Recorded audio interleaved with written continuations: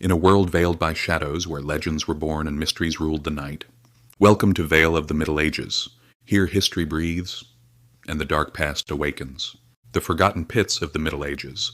The dark story of dungeons. The word dungeon actually doesn't come from anything underground or creepy at first. It comes from the French word donjon, which originally referred to the giant central tower of a castle, the Great Keep. Ironically, the actual French word for a dungeon is cachot. These massive keeps, the donjon, were the strongest parts of a castle, built with thick stone walls and barely any windows. Over time, they naturally turned into convenient places to lock people up. In the 11th century, castle keeps were usually square, but once siege weapons like battering rams got stronger in the 12th century, builders switched to round towers. Round towers survived hits better. Simple as that. At first, these keeps were where the lord lived and hid out if the castle was attacked. Later on, they became secure vaults for valuables and high-profile prisoners.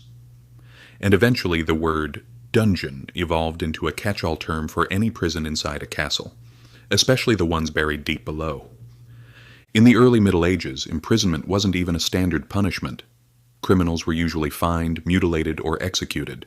Keeping someone in jail cost money, and no one wanted that. But during wars and political chaos, important captives had to be kept alive for leverage, and so the dungeon became a necessary evil.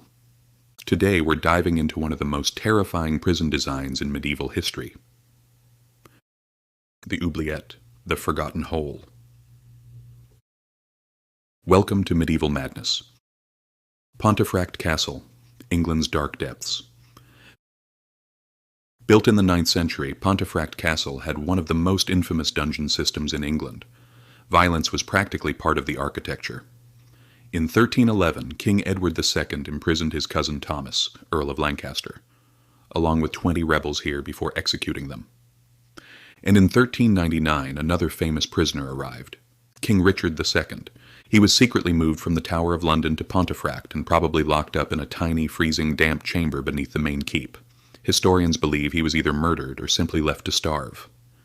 He died on Valentine's Day in 1400 at just 33, clearing the way for Bolingbroke to take the throne as Henry IV. During the English Civil War, Oliver Cromwell hated Pontefract with a passion because it was the last royalist castle to surrender. The locals hated it too. The castle had brought them centuries of raids, death, and misery. So when Cromwell asked them to petition Parliament for its destruction, they gladly agreed. In 1649, the castle was torn apart. Today, 35 feet beneath the ruins, its deep and gloomy dungeons still remain. Chillingham Castle, the hammer of the Scots torture house. Chillingham started out as a monastery, but its location on the England-Scotland border made it the perfect fortress. In 1344, King Edward III upgraded it, complete with battlements, a torture chamber, and dungeons.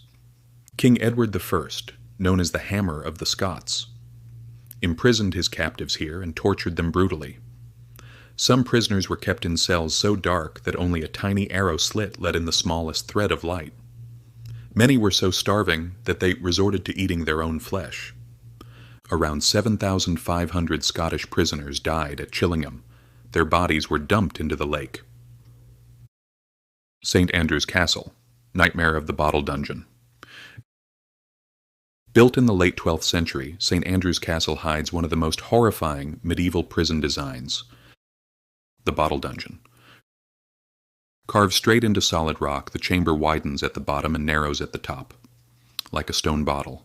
No light, no air, no escape. Even nobles weren't safe. Prince David Stuart was at once held here before being moved elsewhere, only to die of starvation. Inside the Oubliette, the Forgotten Room. Now we reach the darkest part of the story. An oubliette is exactly what its name suggests, a place where you are meant to be forgotten. Picture a narrow vertical stone shaft. You can't sit, you can't lie down, you can barely turn. Water seeps in, rats scurry around your feet. And when the trapdoor closes above you, the darkness is total. Some people were kept there for weeks and occasionally fed.